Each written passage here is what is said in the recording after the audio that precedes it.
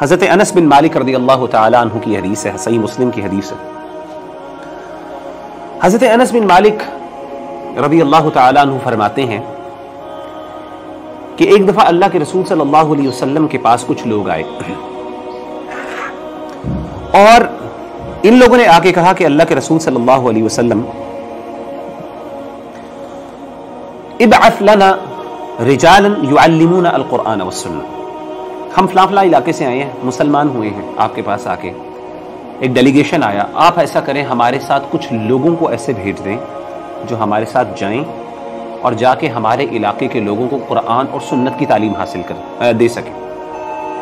اس حدیث سے ہمیں یہ بھی پتا چلا کہ ایک ہی وقت میں قرآن مجید کافی نہیں ہوتا ایک انسان کے لیے، بلکہ نبی صلی اللہ علیہ وآلہ وسلم کے دور میں بھی صحابہ کو بھی اور جو لوگ مسلمان ہو رہے تھے ان سب کو اس بات کا علم تھا کہ قرآن مجید گائیڈنس کے لیے انف نہیں ہے، کیونکہ قرآن مجید زیادہ تر نظریاتی، زیادہ تر اس کا جو ہے مین سبجیکٹ ہے، اس میں زیادہ تر تھیوریٹیکل چیزیں ہیں، عقائد اور نظریات سے چیزیں ہیں، جبکہ سنت میں نبی صلی اللہ علیہ وآلہ وسلم میں طریقہ اس کا actual how to perform that action, practicality جو ہے وہ ڈسکس ہوتی ہے سنت میں۔ اسی لیے جب تک کہ آپ کے سامنے پریکٹیکل اسپیسیفن نہیں آتا آپ دین کو نہیں سمجھ سکتے۔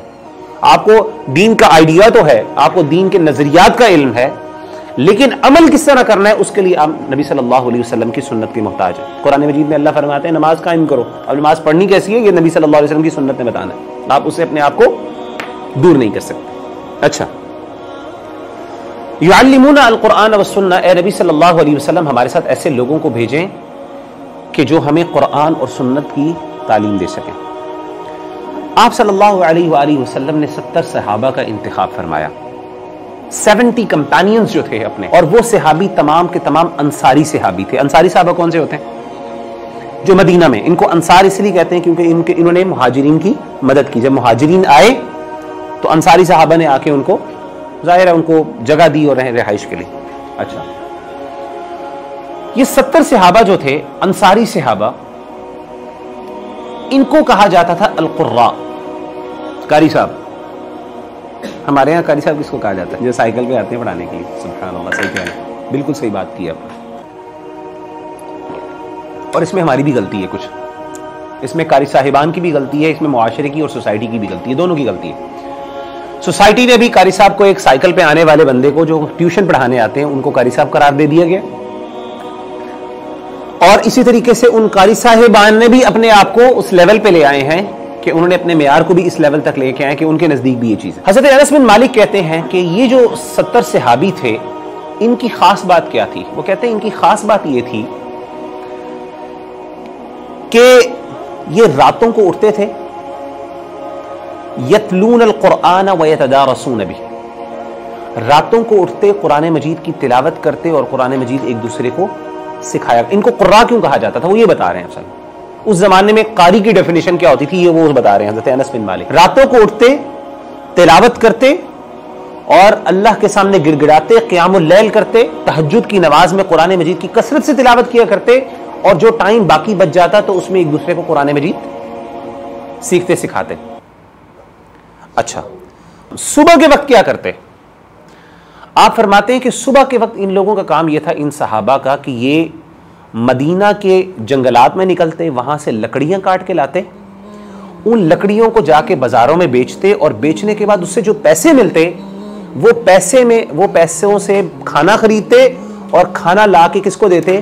جو مدینہ کے غربا اور جو بیچارے تنگ دست صحابہ تھے، یا اہل صفہ جنہوں کہتے تھے، جو لوگ مسجد میں رہتے تھے اپنی غربت کی وجہ سے، جنہوں نے اپنے آپ کو علم کے لیے ڈیڈیکیٹ کیا ہوا تھا، ان کو کھانا وغیرہ پرووائڈ کرتے تھے۔ یعنی امیجن کریں، جاتے تھے، جا کے جنگلات سے لکڑیاں کاٹنی، اس سے کھانا خریدنا، کھانا خرید کے لا کے ان کو کھانا کھلانا، اور مسجد کا اہتمام اس طرح کرتے تھے کہ مسجدوں کے اندر جو زمانے میں آپ کو پتا موٹر کا سسٹم تو نہیں تھا پانی کا، تو کرتے یہ تھے کہ وہاں پہ بڑے بڑے پکچر بنے ہوتے تھے، ان کے اندر جا کے بڑے بڑے آپ سمجھ لیں بیسنز یا سنک بنے ہوتے تھے، تو ان کے اندر وہ پانی اکٹھے دور دور سے لاتے، کیونکہ اس زمانے میں چشموں سے آپ سمجھ لیں کنووں سے پانی نکال کے لانا ہوتا تھا، وہ پانی لاتے اور وہاں پہ ڈال دیتے تاکہ مسجد کے اندر جو بندے آئیں جنہوں نے وضو کرنا ہو وہ وہاں پہ وضو کر سکیں۔ یعنی رات کے وقت قیام اللیل قرآن مجید کی تلاوت، ایک دوسرے کو قرآن مجید کی تعلیم دینا، اور صبح کے وقت سوشل ویلفیئر، انسانیت کی خدمت کرنا، فقراء کی مدد کرنا، ان کو کما کے کھلانا. ایک ہوتا ہے صرف پیسے دینا، کما کے ان کے لیے کھانا خرید کے ان کو کھانا کھلانا، ساتھ مسجد کا اہتمام کرنا اور مسجد کے اندر پانی کا انتظام کرنا. یہ اس طرح کے صحابہ تھے. 70 صحابہ تھے نبی صلی اللہ علیہ وسلم نے فرمایا. حضرت انس بن مالک کہتے ہیں کہ ان صحابہ میں میرے ماموں بھی تھے جن کا نام تھا حرام. جن کا نام کیا تھا؟ حرام. اس سے پتہ چلا حرام نام بھی رکھ سکتے ہیں. ایک صحابی کا نام تھا حرام. نیگیٹو ورڈ نہیں ہے. حرام کا مطلب ہے something that is sanctified. ٹھیک ہے نا، جس حرمت والا، بڑا آنریبل نا. اسی لیے حرم کہتے ہیں نا ہم، حرم مکی اور حرم مدنی. that has a very honor. اور حرام چیزوں کو بھی حرام اس لیے کہتے ہیں کیونکہ یہ اللہ کی حدود ہیں، ان کو کراس نہیں کرنا ہم نے. یہاں پہ اللہ کی ناراضگی ہوتی ہے. اچھا، تو کہتے ہیں کہ میرے ماموں تھے حرام ان میں. اچھا، ہوا یہ کہ یہ لوگ گئے اور انہوں نے رستے میں سفر کیا، اور رستے میں کیا کیا کہ یہ لوگ جو تھے جو لینے آئے تھے، انہوں نے ان کے اوپر حملہ کر دیا، کیونکہ یہ پہلے سے ہی ایک پلاننگ کے تحت آئے تھے. اور وہاں پہ جا کے انہوں نے ایک جگہ پہ جب پہنچے یہ 70 صحابہ، کیونکہ ان کے پاس تو نہیں تھے، یہ تو بیچارے دین کے خادم تھے، جس طرح کا میں نے آپ کو بتایا، یہ تو دین کے لیے جا رہے تھے. نبی صلی اللہ علیہ وسلم نے بھیجا کہ جا کے دین کی خدمت کرو، ان کو سکھا کے آؤ. اور آپ صلی اللہ علیہ وآلہ وسلم کو بھی نہیں پتا تھا. اس سے یہ بھی پتا چلا کہ جو لوگ یہ سمجھتے ہیں کہ نبی صلی اللہ علیہ وسلم کو کل کی خبروں کا پتہ ہے، تو ان پر پھر یہ بہت بڑا اعتراض لازم آتا ہے کہ پھر اللہ کے رسول کو جب یہ پتا تھا کہ ان کے ساتھ ہی ہونا ہے، تو آپ صلی اللہ علیہ وسلم نے کیوں بھیجا؟ علیاذ باللہ اپنے صحابہ کو شہید کروایا. ایسی بات نہیں. تو آپ صلی اللہ علیہ وآلہ وسلم نے کیا کیا کہ یہ صحابہ جو تھے یہ گئے اور جا کے ان پر حملہ ہوا، اور ان 70 کے 70 کو شہید کر دیا گیا. ایک ایک بندے کو شہید کر دیا گیا. حضرت انس بن مالک کہتے ہیں کہ جب ان کو شہید کیا جا رہا تھا، اب یہ بھی بڑی انٹرسٹنگ بات ہے کہ حضرت انس بن مالک کو کیسے پتا؟ وہ تو کدھر بیٹھے ہیں؟ مدینہ میں. لیکن کہانی کہاں پہ سنا رہے ہیں؟ وہ 70 صحابہ کی. وہ اس کا بھی جواب اس حدیث میں موجود ہے. حضرت انس بن مالک کہتے ہیں کہ جب ان 70 صحابہ کو شہید کیا جا رہا تھا، ان پر حملہ کیا گیا اور ان کو یعنی برے طریقے سے بے دردی کے ساتھ قتل کیا جا رہا تھا، تو ان صحابہ نے ایک دعا کی. اور دعا کیا کی؟ ایک دعا کی کہ اللہم بلغ عنا نبینا. یعنی جب ان کو شہید کیا جا رہا ہے، مارا جا رہا ہے، اس کیفیت میں آپ کو پتا ہے جب انسان کو پتا ہو کہ میری موت سامنے ہے، حملہ ہو جائے تو انسان پھر اپنا حواس کھو بیٹھتا ہے. لیکن جو اہل ایمان ہیں، جو اللہ پر اعتماد اور توکل کرنے والے ہیں، اللہ تعالیٰ ان کی سینٹی کو ہمیشہ قائم رکھتے ہیں. بلکہ ہمیں کئی اسلاف کی ایسی رپورٹس ملتی ہیں، وہ کہتے ہیں کہ جو لوگ اہل قرآن ہوتے ہیں ان کو اللہ تعالیٰ بڑھاپے میں جا کے ان کی عقل زائل نہیں ہوتی. کئی ایسے اقوال ہمیں سلف سے ملتے ہیں. یہ اللہ تعالیٰ کا اہل قرآن کے اوپر خاص اہتمام ہوتا ہے، کیونکہ سینٹی لوز کر دینا جب انسان بڑھاپے میں جاتا ہے تو انسان کے لیے پھر انسان بچہ بن جاتا ہے. اور پھر آپ لوگوں نے بھی دیکھا ہے، آپ لوگوں میں سے جن کے بڑے دادا یا پھر پردادا، اگر آپ نے ان کو دیکھا ہوگا تو دیکھتے ہیں ان کے ساتھ رہنا بڑا مشکل ہوتا ہے، بچوں کی طرح ان کو ڈیل کرنا پڑتا ہے. صحیح ہے نا؟ تو اہل قرآن اللہ تعالیٰ اپنے بندوں کو جو ہے نا وہ ایسے کبھی بھی نہیں اس حالت میں لاتے کہ وہ اپنی سینٹی کو لوز کر دیں یا اپنے حواس کھو بیٹھیں. ان کا ایک آنر ہوتا ہے نا، ایک اللہ کو ان سے محبت ہوتی ہے. تو اس حالت میں جب ان پہ حملہ ہو رہا تھا تو انہوں نے اس حملے کے دوران ایک دعا مانگی اور کہا کہ اے اللہ بلغ عنا نبینا، ہمارے نبی تک یہ بات پہنچا دیجیے وحی کے ذریعے. اور وہ دعا کیا ہے؟ انا قد لقیناک فرضینا عنک ورضیت عنا. اے اللہ یہ ہماری دعا ہمارے نبی تک پہنچا دیجیے اور ان کو خبر دے دیجیے کہ ہم اے اللہ آپ سے اس حالت میں مل رہے ہیں کہ آپ ہم سے راضی ہیں اور ہم آپ سے راضی ہیں. اور اللہ کے رسول صلی اللہ علیہ وسلم اس ٹائم مدینہ میں تشریف فرما تھے، اور اللہ تعالیٰ نے اپنے ان بندوں کی دعا کو قبول کیا، اور فرشتوں نے اس وقت جا کے اللہ کے رسول صلی اللہ علیہ وسلم کو خبر دی، اور آپ نے صحابہ کو اکٹھا کر کے کہا کہ ان اخوانکم قد قتلوا، تمہارے بھائیوں کو قتل کر دیا گیا ہے. اور انہوں نے یہ دعا کی ہے کہ اللہ ہمارے نبی تک یہ دعا پہنچا دیجیے، اور وہ دعا ہے کہ انا قد لقیناک فرضینا عنک ورضیت عنا، کہ اللہ ہم آپ سے اس حالت میں مل رہے ہیں کہ ہم آپ سے راضی ہیں اور آپ ہم سے راضی ہیں. لیول دیکھیں ایک بندے کی سیلف ایکچولائزیشن کو، اور آپ دیکھیں کہ اس بندے کی یعنی آپ سمجھیں کہ اس بندے کو دنیا کے اندر اللہ نے کتنی بڑی نعمت دی ہے کہ وہ بے بسی کی حالت میں جا رہا ہے. مظلومیت کی موت ہے نا، حملہ ہوا آپ ختم ہو گئے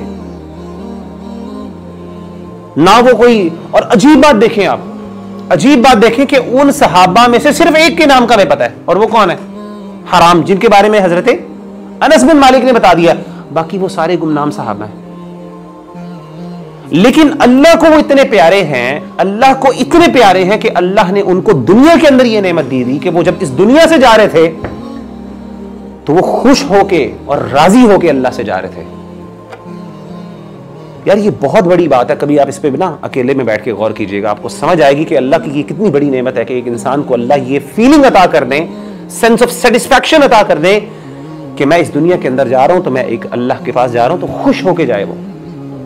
اچھا اب جو حرام ہے، جو صحابی حضرت انس بن مالک کے جو ماموں ہیں، ان کا واقعہ کیا ہے؟ حضرت انس بن مالک کہتے ہیں کہ جو میرے ماموں تھے نا حرام، ان پر بھی حملہ ہوا، ظاہر ہے وہ بھی انہی میں سے تھے. تو کہتے جب ان پر حملہ ہوا تو ایک بندہ پیچھے سے آیا، اس کے پاس نیزہ تھا، اس نے ان کو پیچھے گردن سے نیزہ مارا، یعنی گردن پہ نیزہ مارا یہاں سے. اور وہ جو نیزہ ہے نا یہاں پہ گردن پہ جب مارا تو سپیر ان کے ظاہر ہے گردن سے یا منہ سے باہر نکل گیا. کتنی بے بسی کی حالت میں ان کو مارا. اور کہتے ہیں کہ آخری جملہ جو ان کے منہ سے نکلا، باقی دعا مانگ رہے ہیں اور ان کے منہ سے جو آخری جملہ نکلا، اور یہ حدیث صحیح مسلم کی حدیث ہے، یہ کوئی فیبریکیٹڈ حدیث نہیں، بالکل اوتھینٹک حدیث ہے، آپ جا کے پڑھ لیجئے گا، اس کا ریفرنس لے لیں آپ اس کو. آپ نے فرمایا کہ ان کا آخری جملہ ان کے منہ سے یہ تھا کہ فزت ورب الکعبہ، رب کعبہ کی قسم ہے کہ میں کامیاب ہو گیا. سبحان اللہ. آپ امیجن کریں کہ یہ بندے کی سینس آف اچیومنٹ. دنیا کے اندر انہوں نے کوئی بڑے بڑے کارنامے نہیں کیے ہماری نظر میں، کوئی دنیا کے اندر انہوں نے کوئی لیڈرشپ، کوئی دنیا کے اندر انہوں نے کوئی ایسی تبدیلیاں نہیں لے کے آئے جو ہم سمجھیں کہ جی بڑی بات ہے. لیکن وہ لوگ اتنے اللہ کو پسندیدہ تھے کہ اللہ نے ان کو یہ مقام اور مرتبہ دیا. اور میں بتاؤں کہ مدینہ کی ریاست ان لوگوں کے خون پر قائم. آپ کو دنیا کے اندر کوئی بڑا کام کرنے کے لیے نا کوئی بہت پرومیننٹ یا بہت مشہور ہونے کی ضرورت نہیں ہے. اللہ کو راضی کریں، اللہ کے سامنے پرومیننٹ ہوں، اللہ کے سامنے معروف اور مشہور ہوں. میں کہتا ہوں یہی سب سے بڑی نعمت ہے. اور یہ اللہ تعالیٰ نے اپنے بندوں کو دی. اور یہ دیکھیں آپ کے نبی صلی اللہ علیہ وآلہ وسلم نے ان صحابہ کے بارے میں بیان فرمایا، اور آپ صلی اللہ علیہ وسلم کو اتنی تکلیف ہوئی ان صحابہ کے بارے میں. آپ کو یہ اتنے پیارے صحابی تھے کہ آپ صلی اللہ علیہ وسلم پورا مہینہ پھر ان لوگوں کے بارے میں بد دعا کرتے رہے. آپ نے قنوت ادا کی ان کے بارے میں، ہر نماز میں تقریباً آپ صلی اللہ علیہ وسلم نے ان کے لیے بد دعائیں کی، اللہ ان کو تباہ و برباد کر دے، انہوں نے میرے صحابہ کے ساتھ یہ ظلم کیا.